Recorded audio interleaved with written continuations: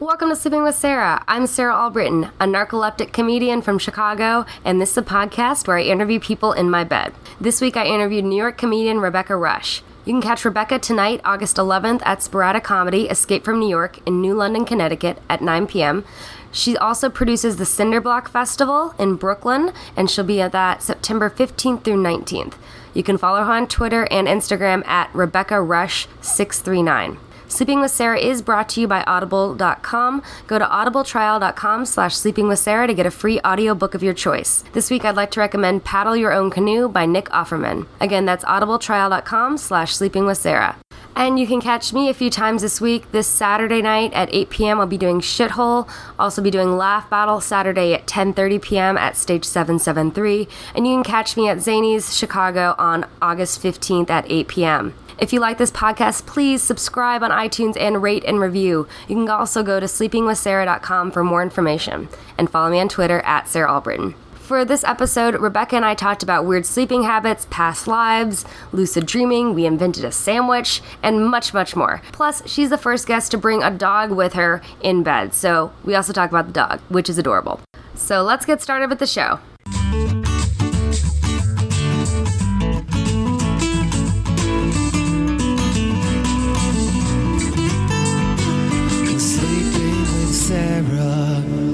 Welcome to Sleeping with Sarah. I'm Sarah Albritton, and I'm here in bed with Rebecca Rush from New York and her adorable dog.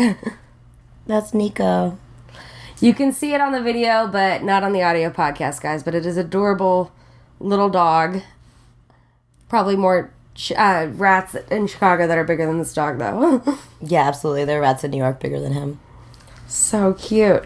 This is first time I've had a dog on my podcast. He's awesome. He's very chill. Yeah, he usually sleeps in, like, my tummy. Oh, yeah? Like, I was pregnant with him, like, there. Oh, cool. Interesting. How'd you sleep last night, Rebecca? I slept okay. When I sleep in a strange place, I often wake up a lot earlier than I want to. Mm-hmm. So how early did you wake up? I think I woke up, like, 7, and then I just, like, fucked off with my phone until I got out of bed. Like that kind of waking up and playing with games until you're like, I could actually get up. Mm-hmm. It was mostly like reading Quora. Reading what? Quora. Oh, Quora, like the question thing. Mm-hmm. Yeah. Mm-hmm. That's fun. Awesome. And you're in town from New York. I am. I've had a really good week. That's good. And you said that you got some weird sleep stuff that you do, right? Yeah, it's like all the way from childhood. When I was little, I used to make my dad check my closet for clowns before I went to bed. Clowns? Every night. Wow. Why did you think there were clowns in your closet? I have no idea. When I was little, I saw that it's a really stupid movie looking as an adult, but it was like Killer Clowns from Outer Space. Like, I saw it when I was really young, like 3 or 4 something. It was like on HBO or something, and I remember watching it, and I was like, I was scared, but I still watched it anyways. And ever since then, I've been like terrified, because it's the silliest. It's a comedy. It's basically like a horror comedy, but for a little kid like that young, seeing that, like they wrapped people up in cotton candy, and they had like this. Yeah, it was kind of creepy, because these were like alien clowns or something. But I remember being like afraid of clowns after that. Yeah, it was.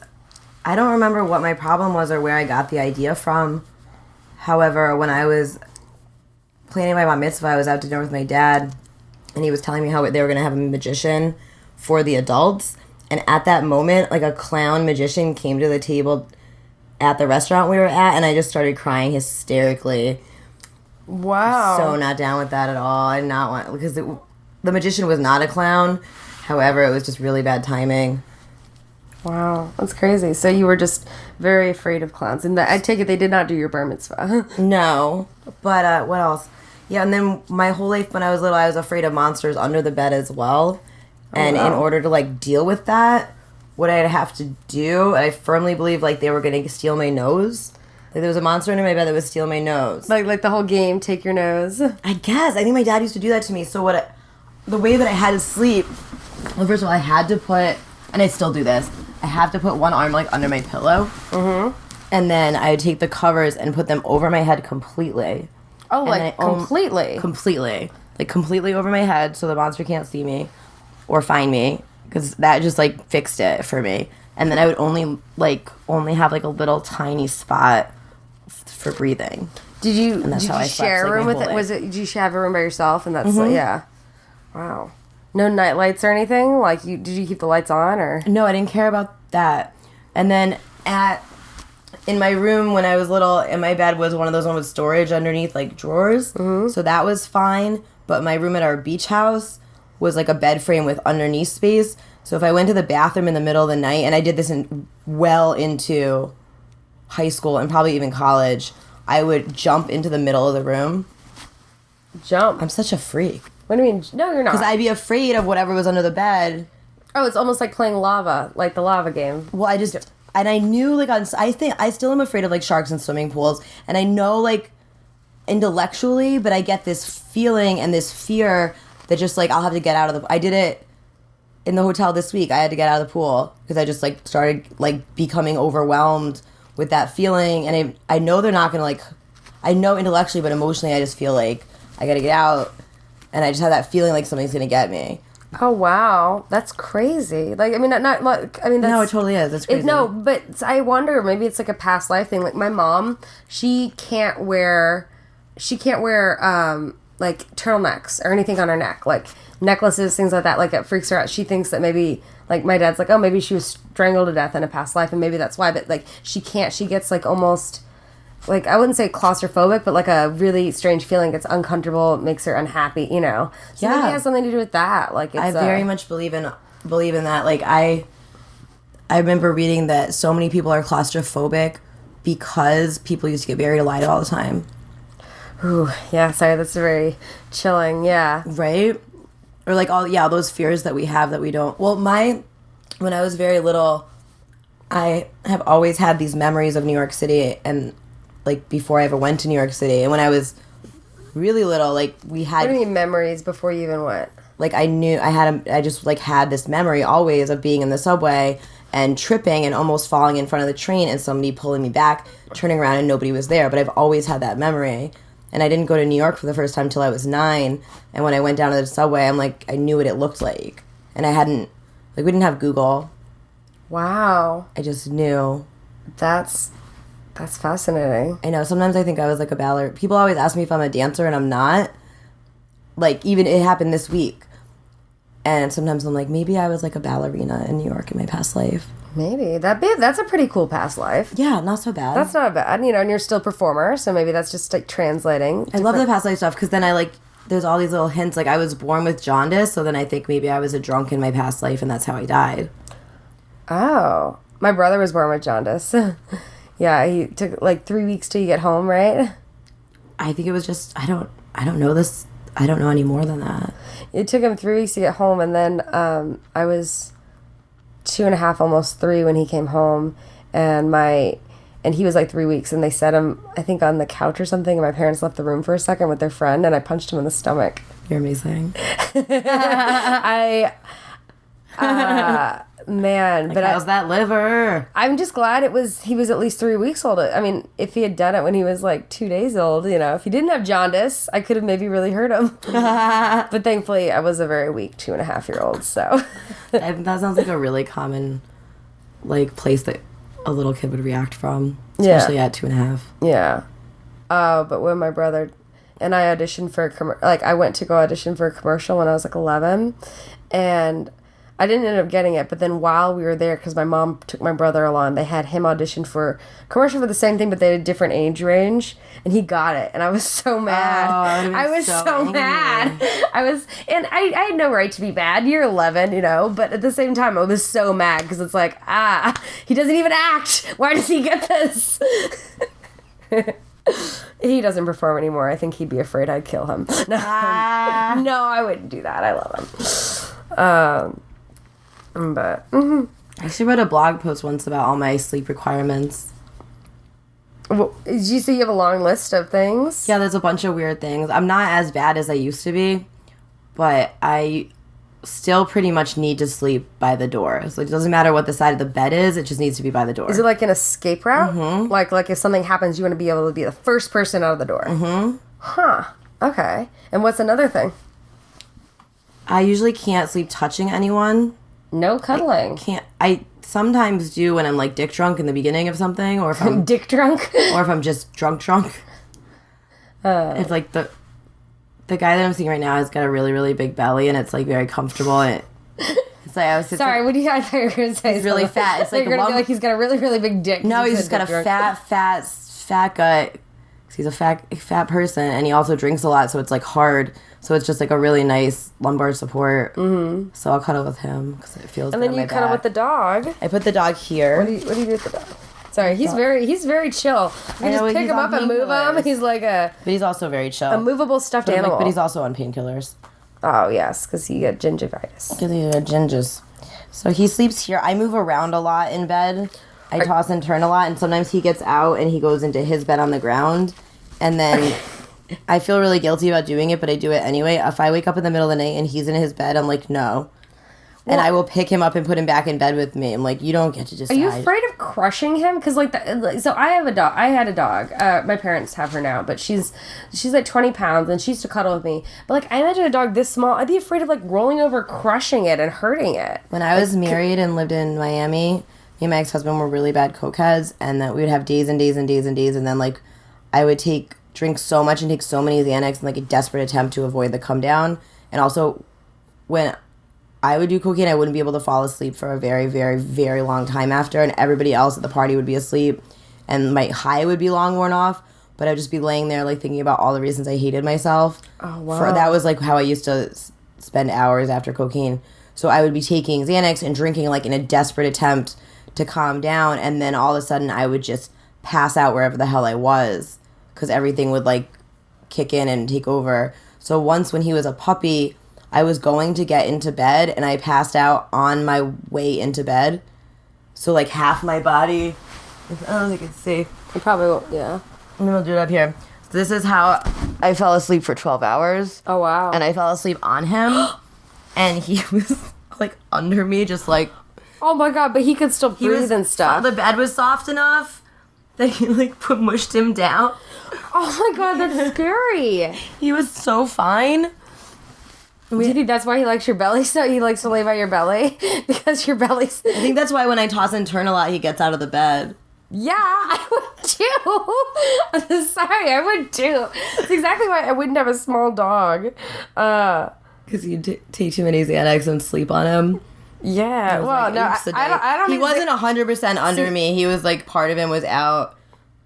See, I don't need Xanax to sleep. I can just sleep whenever. Oh, yeah. You need I have Adderall to not narcolepsy. sleep, probably. Yeah, I take Ritalin, which is like legal cocaine, basically. You know, very... Do you find that Ritalin makes you very anxious and irritable? Not... I wouldn't say irritable. I would say there are definitely times where I'm a little bit more up, and that's why I like to smoke weed a little bit, because it calms me down. Yeah, you I smoke know, a lot of weed. I think a lot of my fear is that I'm annoying or I talk too fast, and when I do comedy, I have to be very conscious, because when I'm on stage, it's that adrenaline, it's that temptation to talk really fast. When I first started out, I would talk way too fast. Oh my God, I bet. And I mean, part of it's the energy of doing it, and you're being new at it, and you're like, I've got all this stuff to say, and I'm trying to fit all this into the 4 or 5 minutes, and it took a little bit for me to realize, all right, even though I'm on these uppers, I need to find a way to, whether it's have a beer or two, or whether it's to smoke a little weed or something, to chill out, slow down, and really get it out. I'm like balanced out. But that's why I can't I just mean Ritalin specifically because I've had all the EDD drugs like prescribed to me, and not Ritalin, but I got some Ritalin recently, and I was like, oh, it'll be fine. I've taken Adderall, I've been on Vyvanse, but the Ritalin made me so edgy and irritable, and I got them for a couple other people too. And that person that I got them for reached out to me and was like, do you find that it's making you super, like, edgy and irritable? Well, so I actually take... Like, specifically that one. I take Focalin XR, an extended release, which is different. Similar to Ritalin, but different because it's extended release. So I take, one 15 milligram pill in the beginning of the day. And then if I want to stay up later, or if I usually have, a mic or a show or something, I'll usually take a nap and then take a Ritalin for the rest of the day. Then I'm only taking, 25 milligrams. But in college... I would be, because I was just on Ritalin in college, I would be taking 60 to 80 milligrams a day of Ritalin just to stay awake and do normal stuff. And this is why I feel like I'm very desensitized to that. And I don't think I'm addicted to it, but it's hard to explain because I really can't go. I mean, I've gone a couple days here and there without it, mostly hangover days because I can just sleep everything off, or if I'm traveling internationally or something. But I don't, I don't think I'm addicted, but it's like a thing. It's like if I feel like I'm getting tired, it's like, oh, it's like this thing. I need to fix it. I need to just take this so I'm not falling asleep. But there's usually like a half-hour period where I'm really groggy and won't remember stuff. So now that you're on, do you still have like episodes where you fall asleep? Oh, yeah. Inappropriately? Absolutely. Inappropriate. Just a different timing. Sleep is so inappropriate. It's inappropriate. It's not ladylike. Your sleep needs to be more ladylike.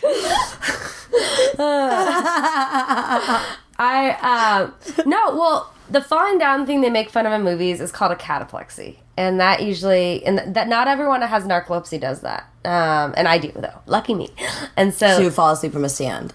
From being while you're standing. And that usually happens at a specific time. It's like a heightened state of emotion if you're feeling something really strong. So I've done it before where I've laughed so hard that I fell asleep. I've done it before where I've been so angry that I fell asleep. Oh my gosh. Where I've been like shocked or scared and I fell asleep. It's like your superpower. Funny you should mention that. And the thing is, my body knows it's happening, so I've fallen away where it doesn't hurt me. Like, my knees, I kind of fall on my knees. It kind of looks like I faint, but it's really hard to explain until you see it. And even my close friends are just, like, the people I spend tons of time with. Like, one of my best friends, I just took a trip with her, like, a few weeks ago, driving across the country from LA to Chicago, and she saw me do it for the first time. I've been friends with her for a few years, but now you can tell, and so now she can see it, because sometimes you have small ones where it's just facially. So what it is muscle control. You lose muscle control of your body and you fall down. So it's like sometimes it won't be a full body one, it'll just be a face. So like I could be talking or laughing and like just the side of my face loses muscle. Oh and it's like it looks like I'm like just like slow or something. Like it's a very weird thing. Hard to explain. It's really hard to see, and people freak out when they see it, and I guess I can't blame them. It's a weird thing, and I feel like I have to explain it to guys when I start dating somebody new or all this. It's like had to be like, hey, look, I'm not saying this is gonna happen, but just in case this happens, like, don't freak out. Like, be cool about it. Which is a really hard thing to ask, because I've even been in a situation. I dated a guy. We were at, look, you're yawning already, getting comfy. It's a really good pillow. Yeah, that's my Tempur-Pedic one. Yeah, it is. I was dating this guy for a while. We were at the brunch phase. We had gone to brunch for the first time. So we were like seeing each other for like 6 weeks or something. And I knew that he had a seizure once, like 8 years before, but he still took seizure medication. And we're walking down, and he suddenly has a seizure, like, on the street downtown Chicago. And he's 6 foot tall, so all I could do, I tried to catch him, but, like, all I could do is make sure he didn't fall on his face. And, like, he fell on his back, and he hit his head on the concrete. I had to call the ambulance. Somebody came by and put a diaper on him. And so, like, I was freaked out then. I was like, okay, maybe this is how people feel the first time they see me fall down. Like, they freak out, because they care about me, and I get that. But that was also weird because, like, the people in the ambulance is like, what's your relationship to him? And I was like, we haven't had that discussion yet. I don't know. Like, we kind of just had brunch together. Does that count? Ask him. Yeah. And he was just saying the same thing over and over again. It was but I mean, he was okay. And he was great, Yeah, he's a nice guy. I think he's married now. I don't know. But yeah, so do you have weird things you have to tell people you date about before you date them? Like, you have to be like, hey, look, don't touch me when I sleep, don't do this. Sometimes I tell people not to touch me when I sleep, or I have to be like, I feel so petty when I do this, but I like have to. Like, sometimes I'll be like, that's my side. Or like, and I'm like, oh, and I'll just be like, all right, you're gonna switch pillows with me right now. Because that's my pillow. See, I can sleep wherever. I mean, I guess it depends. Like, I still kind of like being on this side always, but like when I don't date anyone, I'm like sprawled out, like taking over the bed. Which is what I love about my dog. Is my dog used to just find the perfect place to just curl up and use up all the negative space, and just curls up right against me, like just like he's curled into a ball. I don't know if you guys can see this, and you can't hear this, but he's curled up into a little ball right against my stomach. Such a little, that's cute. Where he sleeps. And what kind of dog is it? He's a Dorky. He's a dachshund Yorkie. A dorky, really? Like they have all these weird combinations, you know? It'd be weird if they did that with people. Like, they're like, ethnic back, or they're historic. I mean, I think they have, like, horrible slurs for that. That's a horrible slur. No, but I mean, like, a cute name. Like, the dog ones are cute, you know? The dog ones are cute. But, it's true. You know, like, I don't know. Like, but I'm, like, 8 different things, so mine would end up being, like, a sheep who, you know, dog. They do have there are some cute names for stuff like that. Like, if me and my ex-husband had had kids, they would have been pizza bagels. Because he was...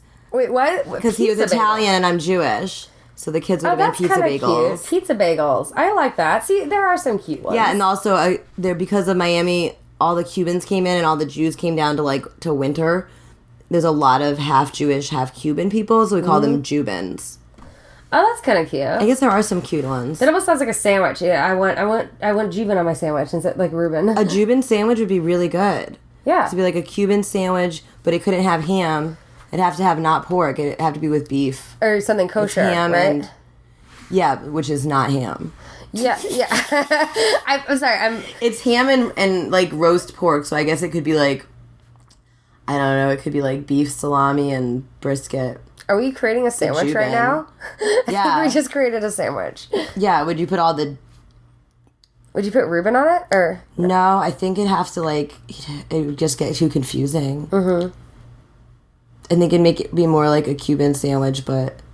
No, but you know what? Why not put corned beef and pastrami instead of the 2 porks? Oh, okay. Because that corned beef and pastrami are kind of like the Jews' answer to... So it's just a Cuban sandwich with the... With the Jew meats. Yeah. All right, that's cool. That's good. We did just invent a sandwich. We did. We invented a sandwich. All right. Coming to... We timestamped that shit. Yes. Started here first. We invented a sandwich. God, I'm so proud of this. I know. That's pretty cool. Collaborative thinking. Oh, look. He's asleep. Yeah, can you sleep on trains, planes, and automobiles? I can sleep everywhere and anywhere. That's amazing. I cannot sleep on any of those things. I will fall asleep if I don't have something. This is why, you know, like, I fall asleep all the time. Like, even though I take medicine, even if there's like, if I'm idle for any point in time, I think this is why I'm very ambitious. Always have lots of projects, things I'm working on, things I'm writing, because if I have a moment to rest, I could just sleep all day if I was bored. So I just can't live a boring life, which is kind of a blessing, I guess. Blessing and a amazing. curse. So, good thing about narcolepsy is I can't live a boring life, or else I'd be too bored to stay awake and live it. I also have a weird sleep thing. It kind of goes along with, like, the being afraid of the things under my bed. Mm-hmm. And yeah, like, if I had to go to the bathroom and I was on that side, well, my bed was over there at the beach, I would jump into the middle of the room and then I would jump back onto the bed too, so that it couldn't reach out. And I knew nothing was there, but, like, intellectually, but emotionally. But I need, even no matter how hot it is, I need to be covered. Mm-hmm. Like, so I'll just use a sheet. Like, completely. Not anymore. Like, over your head? Yeah. Not anymore. Well, usually now I just put it up to here, because I'm a grown woman. Right, so now you're a grown woman, just up to here. You don't have to cover my head. Once you're, like, a middle-aged woman, maybe it'll get down to here. Yeah. Yeah. Yeah, slowly. I almost am a middle-aged woman. No. I'm really close. But, yeah, I can't be exposed like this and fall asleep. Like, maybe, but, like... So you like to be warm? No, I just need to be covered. I like to be cool when I sleep, but, like... Maybe you were hiding from somebody in, like, your past life or something. Maybe I was, yeah. Maybe I was. I don't know. Maybe I was in the Holocaust. Oh, wow. Who knows? I mean, there's all sorts of weird other, like, things I would have been hiding. But, yeah, I don't know why, like, that makes it, like, a sheet is all I need to protect me from evil. Huh. You know, like... Any monsters, like, oh, cover my head with a sheet. Monster can't get me now. It's like a magical thing, like golden fleece or something. Mm-hmm. Mm. So, but you're fine with animals and sleeping with other people in the bed? Mm-hmm. Was your boyfriend or husband fine with the dog sleeping in the bed, or? Yeah, he used to want his German Shepherd to sleep in the bed, and I hated that. You're like, it's okay for the small dog, but not for the big dog? Yeah, I mean, she did sleep in there a lot, but then I would just kind of, like... push her until she was like, oh, oopsie, she left. Did you ever, like, kick in your sleep or do anything like that? Oh, yeah. Do you know when I really didn't want to be with him, but I met him, like, right out of college, and he was a lot older, and had a good career. Mm-hmm.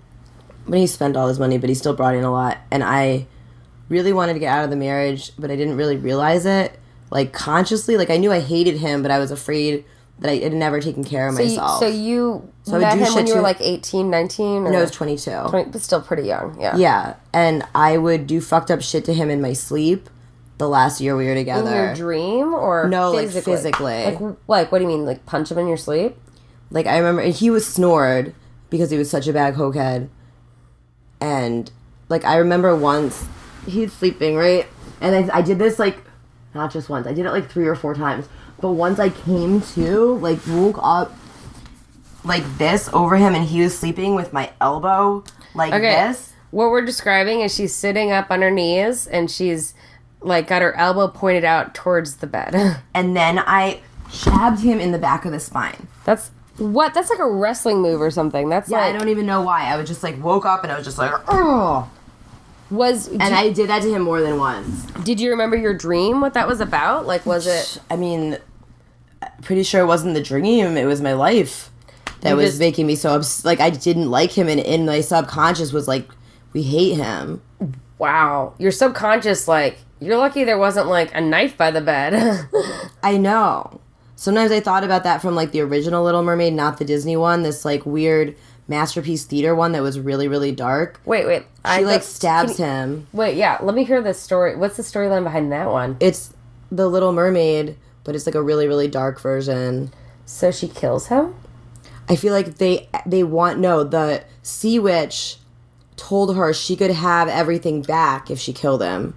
So she could... And all her sisters and stuff were all, like, trapped by the Sea Witch, and she had to kill him to, like, get everything back, and then she didn't, and her sisters became sea foam or something. I remember hearing one where she ended up committing suicide because he didn't love her back. Oof. And so, like, it's, like, a very dark... I don't know. I don't think Little Mermaid would fly if it was released nowadays. Because it's, like, basically telling the girl to, oh, yeah, give up your entire family, give up your greatest gift that you've ever had for a chance to be with this guy who you met for 30 seconds.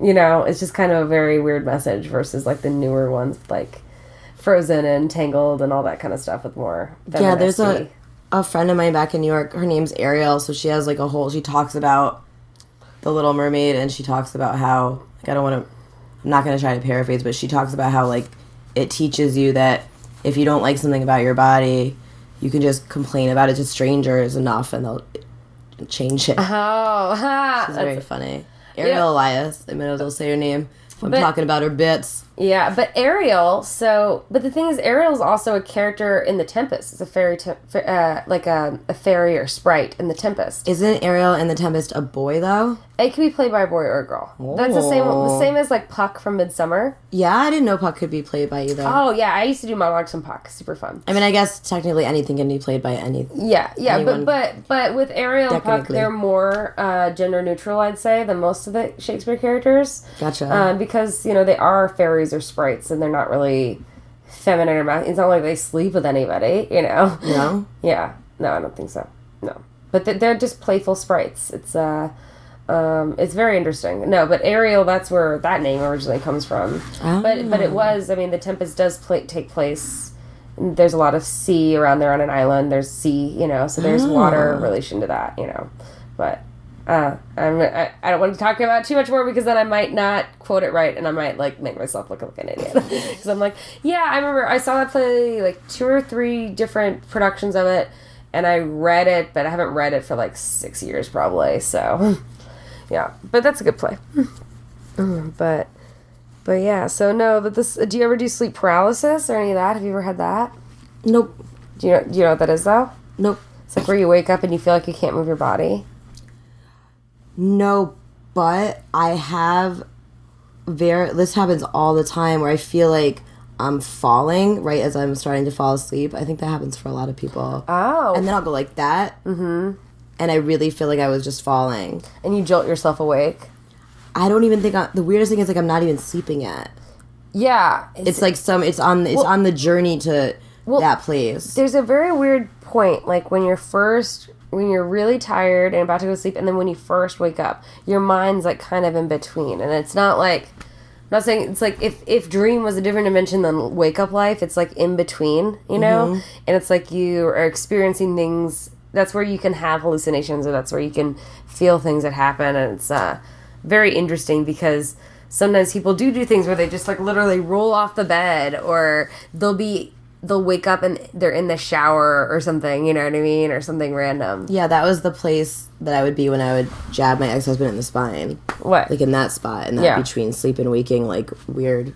Yeah. Weird mind. And it's like, and it's this weird thing where it takes you a while to get back to reality because you're still like out of it. And for me, when I'm really tired, I get very confused. I'll say things that don't make sense. I had a conversation a couple weeks ago with someone called me at 5 a.m. And I had a 4-minute conversation with this person, and I don't remember anything about it. Don't remember what I said, whatever, you know. But we had a 4-minute conversation. It wasn't like a go to voicemail thing, because they texted me after the conversation. I was like, okay, I guess we talked about something, but I wasn't awake enough, you know, no idea what it said. So I could have, I don't know. I have no idea what I said. I must have just sounded like a real drunk or crazy. Do you lucid dream? I have a couple times. It's not something I train myself to do or do a lot, but when I do, I usually fly, and that's really fun. It is fun. Or fly, or sometimes I'll just be different people or go different places and see stuff, and I don't know. It's very fun. Oh my God. When I first started lucid dreaming, I would get so terrified that my whole dream would become about waking up, because I'd be like afraid I was going to get stuck there. It took me like a whole year to start. So did you realize like, hey, you're dreaming and it's okay? Because I had the last time I did that, I had a lucid dream and I realized I was dreaming, and then I was like, I have to get back, and I kept going to bed in the dream and waking up back into a different dream. Like I've never even seen Inception, but it was like I imagine. And I couldn't get out of the dream, and I was terrified that I was going to be stuck in this other dimension of my dream world, and that's what my whole dream became about, and it was scary. And after that, like the next time I lucid dreamed, I was like, hey dude, you're dreaming, let's fly. Mm-hmm. So did you train yourself to lucid dream? Or you just started doing it? I just, like after the 20, I started like really, really working on myself in this like different way, you know, and it came from there. Like what? Just taking care of yourself more? Just like working on like breaking negative patterns, looking for the patterns, doing a lot of like microdosing hallucinogens, and like using them not to like go party, but using them to think about and open your mind. Yes. So like with like psilocybin, which is the drug that's within mushrooms, that's supposed to very, very much open your mind creatively and open your mind in general. Like be more open to experiences, more open to accepting other things like that. I know some people that almost prescribe themselves and they just make sure that they do shrooms like once every 6 months or something to kind of reopen that part of themselves. Now, that makes sense. I don't think you necessarily have to do that all the time, but I've never really quite understood the microdosing aspect of it. So like what with the microdosing, like what is that? You can like go out in public. You can. Do you hallucinate? No. Okay. But you think differently. You're calmer, you feel happier, and in a better mood, and it's just like a gentle realizations of things, and like, and you're just like very, it's just very, very gentle and nice, and it's like this slow little unspooling, you know, it's not like all intense, and like, I also believe you can't, even though microdosing is cool, but like, if I were to full on trip too often, then you're not growing and learning and changing in between. Therefore, I couldn't use it for what I like to use it for, which is like mind expansion and like breaking down of things. Also, like for past life stuff, it's very useful. Once I saw him change, I'd had this question like about reincarnation, like if he was still a dog, you know, through different ones, and I watched him change like through the years into like maybe 30 or 40 different lap dogs, like different kinds from different times. But he was always a small dog, just so like... was he like an aristocratic dog he totally from like was. the 1400s or something? Like sitting on... Yeah, like Jane Austen. Yes. Yeah, I could see that. Yeah, he was so many dogs. He was a farm dog. He was on one of those pillows, like the fancy pillows, and like just sitting, you know... It was like the Michael Jackson black or white video, but of of little dogs. It was so cool. That was not a microdose. Yeah, okay. You're like, hey, if you want that full experience, not a microdose, that's a full one. Yeah, he had so many lives. Oh, that's so cool. So, yeah, with that, like, I don't think doing it all the time, but I think that doing it, like, I've only done that once, and I came to some really good life realizations. Yeah. Life realizations about situations I was in, friends that I had grown apart with, which ended up being a good thing, and, like, my ex who took a very long time to get over. And the crazy thing was I ran into my ex the very next day. I hadn't seen him in over a year. That's amazing. Because you manifested him. Yeah. And I was just so happy to see him. And we had a cool little conversation, you know. He asked about the comedy stuff I was working on. I was like, and I was just like, man, you know, I hope you're doing really well. I hope you're happy. And I really meant it. And, like, nice. If we never have another conversation for the rest of my life, I'm happy with that, you know. I might have mentioned that before on the podcast, but because I talk about shrooms a lot, and that's like my only shroom experience so far. But I don't know. I'm kind of like, maybe I should try to experience this again. Summertime is when I like to do shrooms. I like to be outside. Yeah, well, I've only done it once, so it's like the one time I was outside in Humboldt Park with a friend of mine, and was in the grassy area, and it was super fun. Yeah, my parents are probably listening, and they're like, Sarah, you're doing great, you know, drugs and podcasting, and that sounds awesome. Sound awesome. No, but no, I think that's good. But I do like edibles too, are fun. And that chills me. I like them to fly. I feel like if he's not with me when I sleep, I don't like it. So it's kind of like a little kid with their stuffed animal. It's like you want to have it with you all the time. Oh yeah, I used to have a Kermit the Frog. Mm-hmm. That I had to sleep with until I was at least 11 or 12. Mm. But he was, like, part of the whole thing. Like, he had to be here, and then the arm here, and then that there. Oh, wow. Hi. He wants attention. Always. So, is this why you travel with him? Like, do you fly with him? Yeah. I'm so not into dealing with this, like... I feel like nobody gets a small dog that's not emotional support animal. And I think they told me it was going to be an extra $100. My flight's only $58. Why does putting my dog under the seat cost $100? And they're like, oh... I'm like, yeah, he's an emotional support animal. Of course he is. He's a 5-pound dog. What do you think he's doing? Fucking protecting me from, like, intruders? Like, is he working? Is he herding sheep? He's a fucking 5-pound animal. There are rats bigger than him. Yeah, there's no other purpose for this animal than emotional support. I didn't think about it that way. That's interesting. Right. And he's not a cat, so it's not like he's an asshole. Cats are like the opposite of emotional support. Cats are like emotional abuse animals. They're for masochists. Yes. They're like people... Yes, everyone that owns a cat is masochist. Cats are for subs. Yes. Wait, yeah. That needs to be on a t-shirt. Cats are for subs. It's a good bumper be like, hey, sticker. If anyone has a cat, you know that they're the one that likes to be tied up, basically. And scratched, probably. Yeah, that's just like 2 pussies in a room. Wow. Yeah. But I talked to JetBlue, and they're like, well, you need this documentation. And I'm like, okay, I'll get it from the vet. And they're like, no, it needs to be from a therapist that you're seeing. And I'm like, okay, so this is what they're telling me.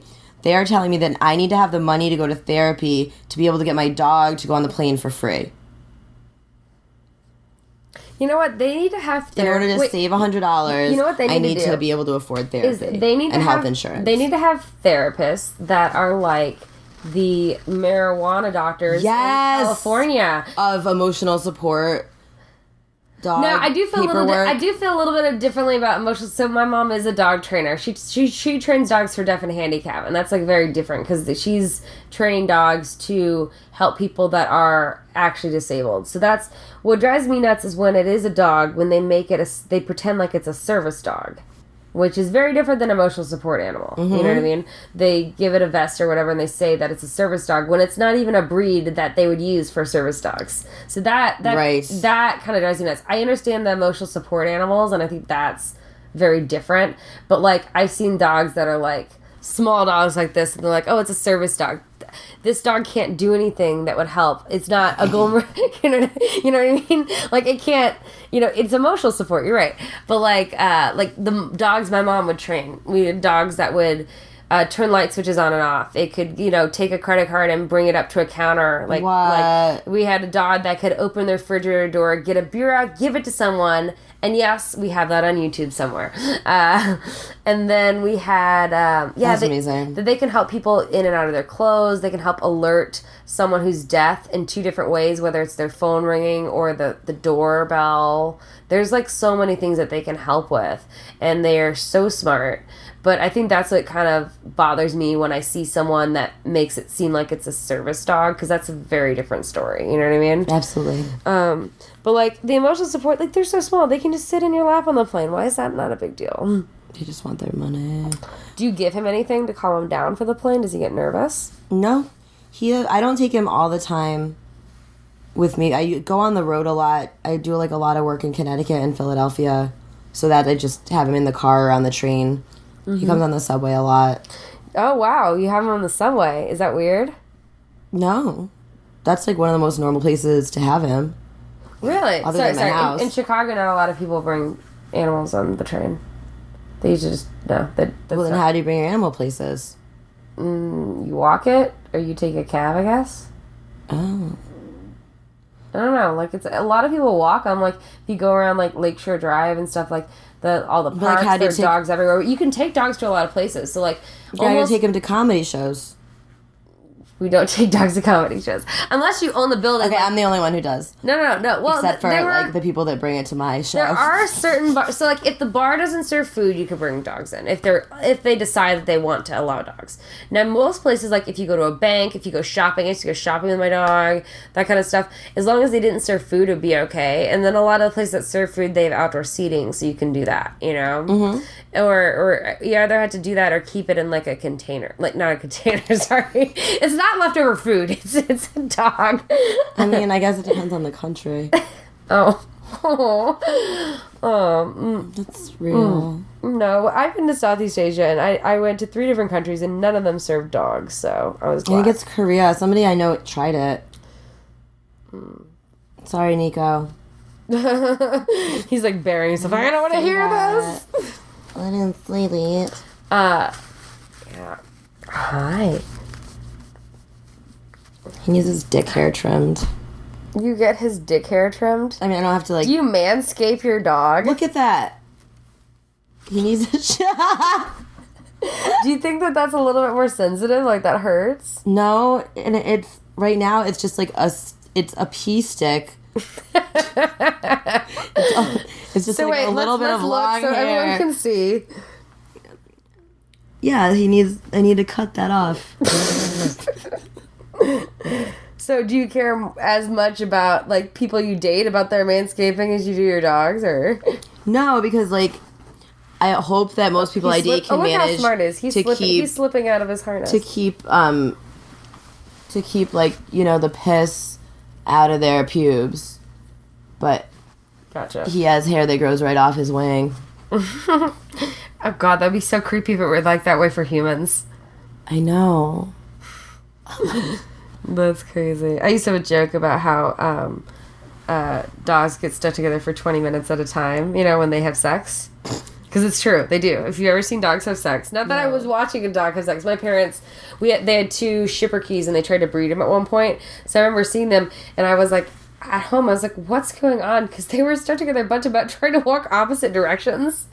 And they were together with what? The semen. Glue? That's what that happens. Like, when dogs have sex, the semen, the way that it enters, I guess, it takes a long time. It takes like 20 minutes. So they're stuck together, like, butt to butt for 20 minutes. Just chilling? Not chilling. They're probably pissed off. They're probably like, all right, I had you enough. Like, get off of me.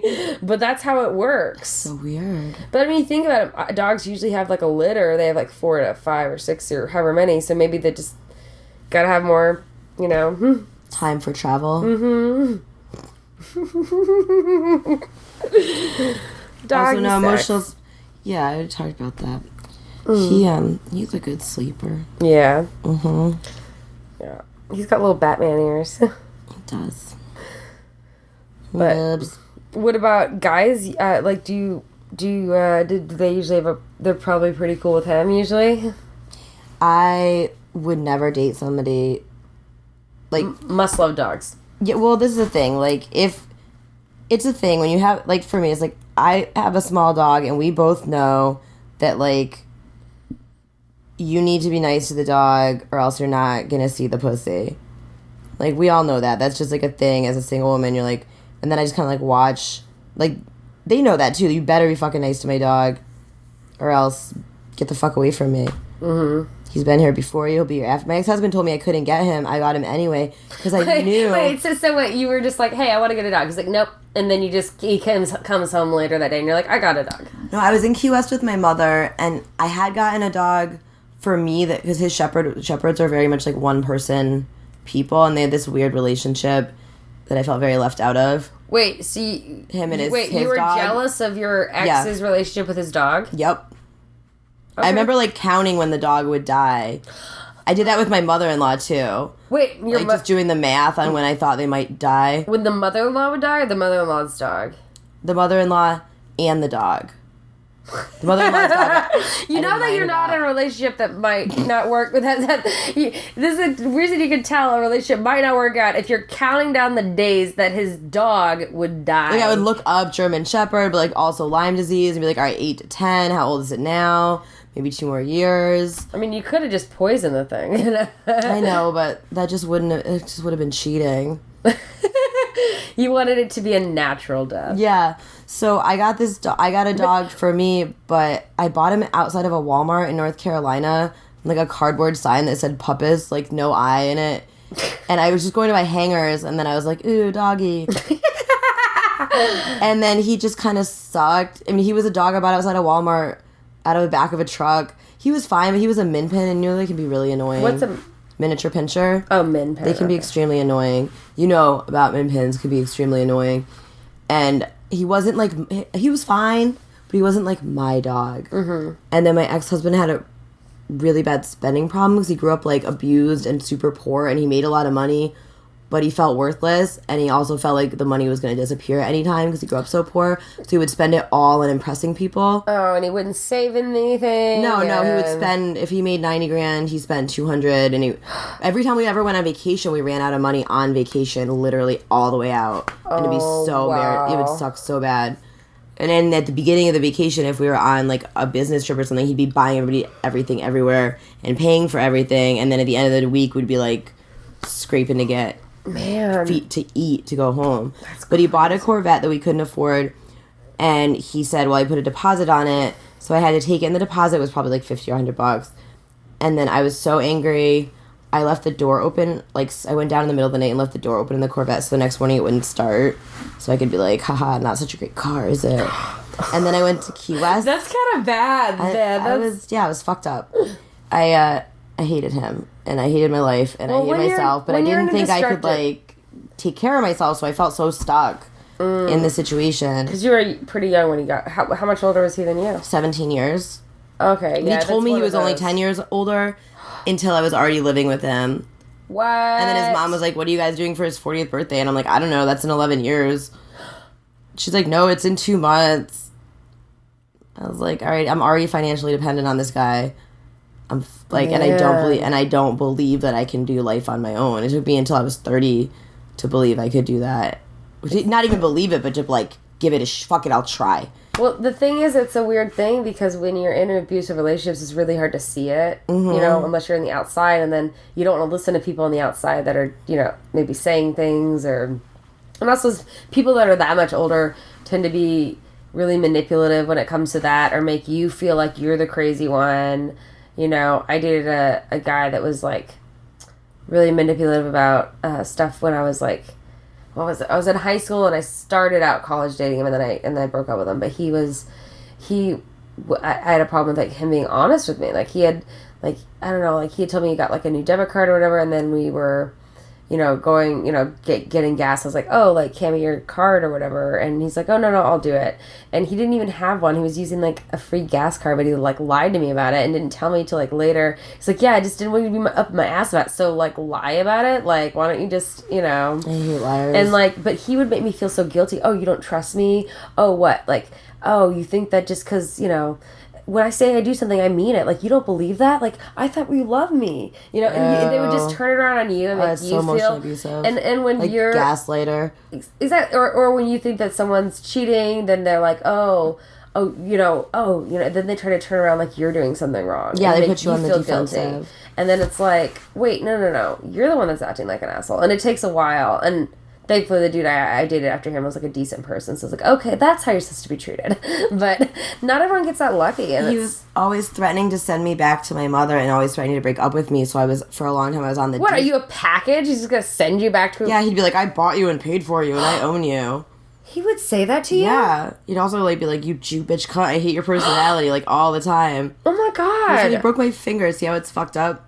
He broke your finger? Was that hopefully the last straw? That was when I moved. That's when I left. Good. But it's because I wouldn't let go of the last bag of cocaine. That's kind of a funny sounding scene, though. Like, I know, right? Because I like to tell the story, like, at first. I'd be like, he broke my finger, and it took me, like, years to be like, because I wouldn't let go of the last bag of blow. Mm-hmm. I mean, I saved it, like, all You're weekend. like, this is more important than us taking it. I guess it was. But yeah. Wow, man. But he was always trying to break up with me, so I was, like, on the defensive, not realizing, like, hey, I don't want to be with you, because I'm busy trying to win this. Well, because a lot of times like, you think it's winning, you know, it's like, yes, winning is just leaving, you know, yes. You don't have to, like, have the last word, and you are so lucky that you only went away with a broken finger. Oh, I know. My mom used to say all the time when I first moved home that she's like, he would have killed you and she'd be like, I'm not saying he would have done it on purpose, but it, like, was already escalating, you know, he would have killed me by mistake. That's how, like, in abusive situations, a lot of times but that's when not women die, that's something it is, like, they're not thinking that they're, you know what I mean? Their anger gets them so quickly that they make rash decisions. Mm-hmm. And I guess with it, it's like I feel like I'm very attracted to people that are passionate and feel strongly about things. Mm-hmm. At the same time, sometimes those people, when you're in those extreme, you know, when you're both very passionate people and you're both extreme, you get to those points. If you get into arguments, you get into things can get scary, you know? I think that's really great about a lot of creative people are very passionate people, but at the same time you can get these parts where you're passionate and that's awesome that you love what you're doing, but then if you're angry, there's a different level of passion that can get very scary. Yeah. So I went down to Key West with my mom after we bought this Corvette because we put a deposit on it. And we were walking and we were having a nice time. We were shopping and stuff. And we walked by this dog store that was all like hybrid, all tiny dogs. And they were hybrids. They had been driven in. There was like a... Now you're talking about them like they're cars. You're like, they're hybrids. They've all been driven in. Well, yeah, because that was part of their thing. It was a puppy mill free dog store where none of the dogs had been flown because, like, it's very traumatizing for puppies to go on airplanes. Oh, sorry. Which, like, I would like to promote. It's very traumatizing for dogs to go on airplanes. I'm going to take my dog on an airplane tomorrow. But, like, in a cargo hold. With a bunch of other dogs that they don't know and they've just been taken away from their mother. Yes, not like he's going to sit on my lap. That's like feeling like you're in an alien abduction or something. Like, let's say, like, you're just 6 months old and somebody takes you, clowns abduct you, something. So the dogs are, like, jumping up and down at the window, and then they go home at night to, like, this person's house and like, live the house life at night. And they're all, like, clamoring for attention. And except this weird-looking one, he had the same size ears, but he was, like, less than 2 pounds. He was so weird-looking. I have a picture, and I'll show you. And he ignored everybody, but then when I walked over, he came over to me, and I picked him up, and he peed on my arm. Marked his spot. So I promised him that I would take him, and then I put a deposit on him. Because he peed on your... Wait, I'm very confused. Yeah, because he peed on my arm. Because a lot of times, like, people would be like, oh, a dog pees on my arm. You know, that's not the one I'm getting. But... You know, that's a dog. So I put a deposit on him, and then I called my ex-husband, and he was like, you can't have another dog. You have a dog. And I was like, but I don't like him. He sucks. I got him outside of a Walmart. Oh, gotcha. That yeah, he was, wasn't my... He was fine. But he wasn't, like, my dog. And so he was like, you can't get the dog. And I was like, well, I put a deposit on him. I have to take him. And then I got the dog, brought him home. And this dog saved my life because I loved him so much that I didn't want to be in that... Like, I didn't want him to be in that situation with me. It helped me, like, I didn't want to do cocaine anymore because I couldn't play with the dog and be on cocaine. At the same time, I'd be so paranoid that like the smallest particle would somehow get. And dogs are he's so small. Tiny, right? That would have killed him. I'm in my head, and I also like, I wouldn't be able to play with him or anything, and I just was like, and the love that I had with this dog like made me. He was like, he saved my life. He made me want to live and like want to get healthy, leave my marriage, stop doing cocaine, and I did all those things. And I brought my dog with me, and we left. I left behind a home, and like everything in it, and I just had him. Yeah.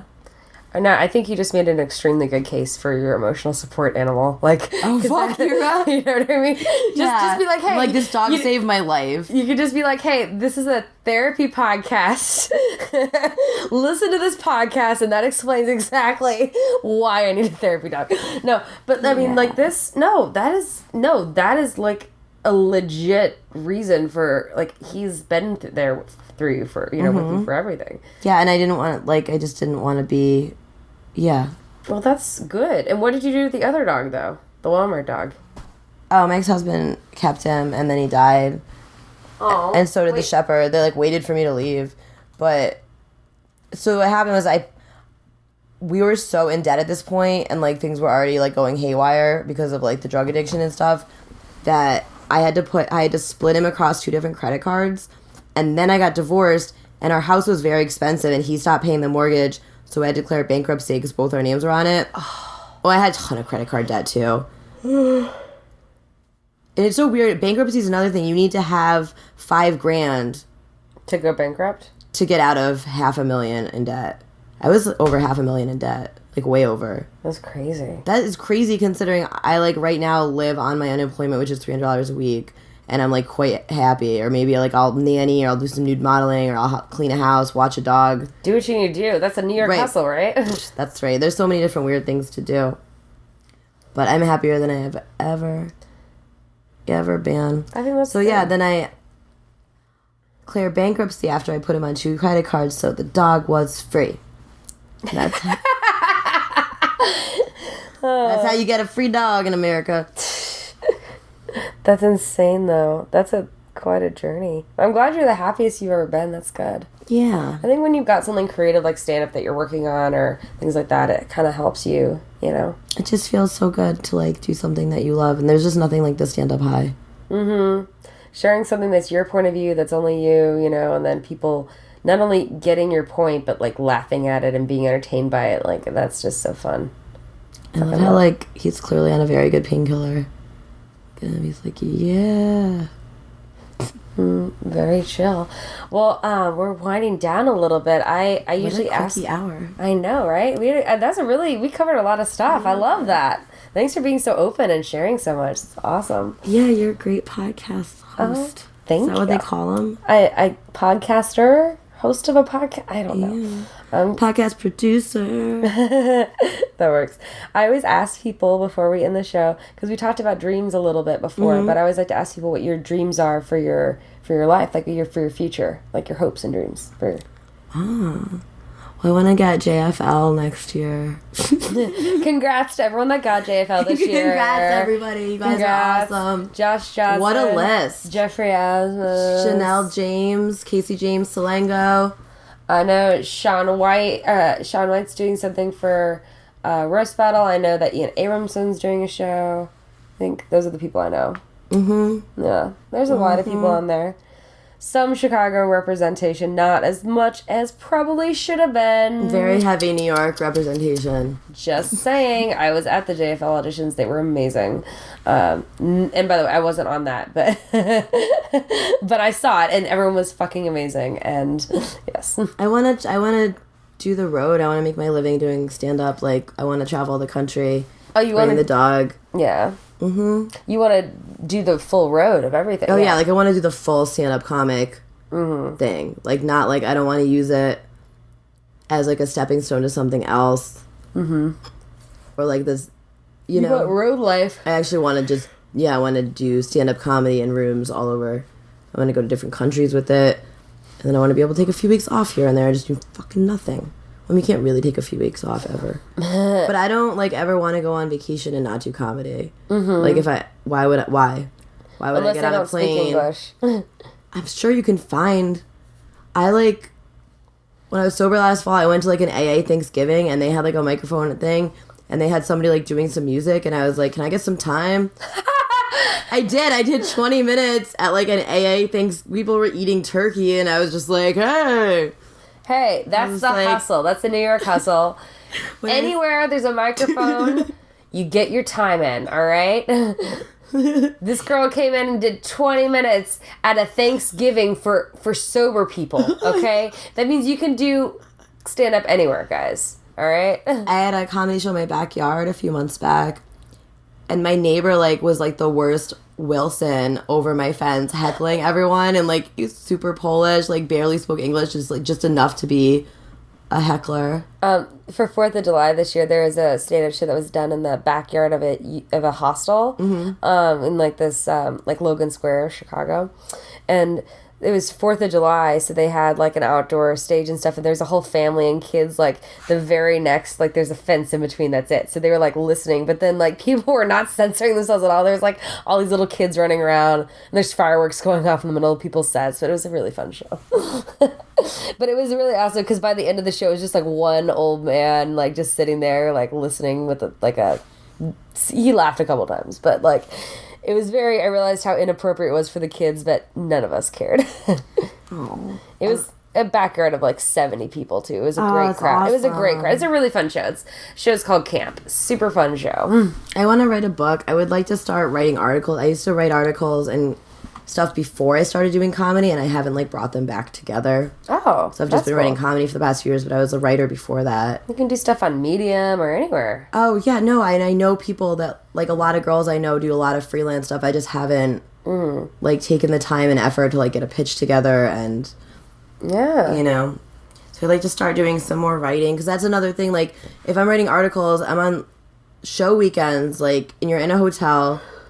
And it's such a weird life, because, like, you have nothing nothing. You get there Thursday night. You do a Thursday night show. This is, like, my weekends at Harvard Funny Bone. I'll do a Thursday night show. And then Friday, like, because I grew up in Connecticut, and, like, maybe I'll go, like, do stuff with friends. But I imagine what it's like. Or if I'm broke, too. Which, like, I'm making $300 for a weekend is not... That's not a lot of money. But it's not bad, either. Yeah. But it's really not a lot of For money. working, an hour a night? I mean, technically it's like 15 minutes, and then I just have to like remember like timing to get back on stage and just say people's names. Let's just say 30 minutes. 30 minutes a night. Yeah, not 3 even. nights. I know. 90 minutes, $300. I know. And not that bad. But you're just like kind of doing nothing all day. So if I had more motivation, so I'm like, I want to watch TV a lot because I don't have a TV at home, and I'm like at a hotel, and I'm like, I should just relax and smoke weed and watch TV like during the day. It feels so indulgent, but you're like, I'm working here. Well, my TV... Like, I'm on a show weekend. My TV just died. Deserve it. I've had the TV for like 8.5 years. No, it has been the best thing for me creatively. I've been getting so much more writing done, and I can watch whatever I want on my computer if I need, but like... if I had to watch something for a purpose, like, hey, my friend's on this show, I should watch this, you know? But, like, I'm not just idly, like, doing stuff. I'm like, so I'm like, I'm not going to replace it. Whatever. You know, I don't need it. I love it. That's awesome. But I also wouldn't mind, like, the idea of being in a writer's room is very exciting to me. I feel like that could be super fun. Like, that's awesome. I wouldn't mind, like, writing for Broad City. I'm like, I wouldn't mind. But that would, or something like that, you know? Yeah. That would be pretty cool. Yeah, I wrote a spec for Broad City, but then they did something very similar, which is good and bad. Because it shows that I knew their voice, but then, like, it's so similar I can't use it as a spec anymore. Oh, that sucks. Yeah, because I wrote it in, like, December of this last year, and then they had their 3rd season, and there's one episode that had, like, 3 elements, and one was core to my storyline, and it was too similar, so... couldn't use it, unfortunately. Well, that means that you're, like, tapped into it to a level where you could definitely bang out another one. Yeah, but even if what I think I'm going to do is I'm going to write a spec for, because if you want to apply to be a writer on a show, you can't submit a spec for that show. They're not legally allowed to read it at all. What? No one from that show is allowed to read it, because then if they took even anything subconsciously, you know what I mean? So I might write, I think my next spec, maybe I'll write one for Unbreakable, or maybe even like Lady Dynamite or something, and then submit it if I wanted to try to apply for Broad City or something like that way. But I don't know. If anybody listens that works in Broad City, email me. No. Oh, the Broad City. So yeah, you'd love to be in like a writer's room in New York. Mm-hmm. Yeah, that would be fun. Broad City. That's like I met these two girls that had gotten barked into a comedy show that I did in Harlem. And they were the only audience. There's a lot of shows like that. There was a rose gold microphone, but no audience. Mm-hmm. And there was also no real comedy room. They were sitting on a couch like a foot away from where the microphone was. Mm-hmm. So I just sat down and like talked to them. Oh, nice. And I took the train back with them, and they were talking about where they were looking for apartments, because they both live in Manhattan. They're moving in together. And one girl was like, we're looking at Astoria, we're looking at Gowanus. And I was like, oh my God, you're a Broad City fan. And her like new roommate hit her, and she was like, is that why we're looking in those neighborhoods? And it was. She didn't know. One of the roommates was planning that, and the other roommate had no idea. That's awesome. I'm like, those Gowanus and Astoria are not near each other. That's so funny. Yeah, that was. I would love to get both of them in my bed to interview. That would be fun. Right? That's like the nicest. For the first like 6 months I was in New York, if I was hanging out with another female comic, it didn't even have to be a female comic. Like, it could be also a gay man comic. It doesn't have to be female comic, gay man comic, not. Or trans. But if I turned to you and be like, I feel like we're in a Broad City episode, that's the nicest thing I can say about our new friendship. Yeah, that's awesome. You're connecting in that way that you can like, just be crazy. Yeah. That's so cool, man. Mm-hmm. I like your list of goals, man. You're pretty ambitious. I like that. What are your goals? To interview Abby and Alana at some point in my bed. That would be a goal. Mm-hmm. I've been working on a web series, so that's getting to the point where we're going to start doing the promo stuff and then filming and getting budget, so doing that, but I'd love to try to sell it and maybe get it as a show. I've got a lot of things I produce and write, so got a few things some in the back burner, some things are forefront, so those things, I'd love to be a creator, writer, performer on a show and have some sort of creative control of that. Nice. That's what I like what Broad City did, doing the web series first. So they had their voice out there without, and that's why I'm doing a web series first. That way you can have your voice out there, because sometimes when you write a pilot, it gets rewritten like 40 or 50 times and it's nothing recognizable that when you started.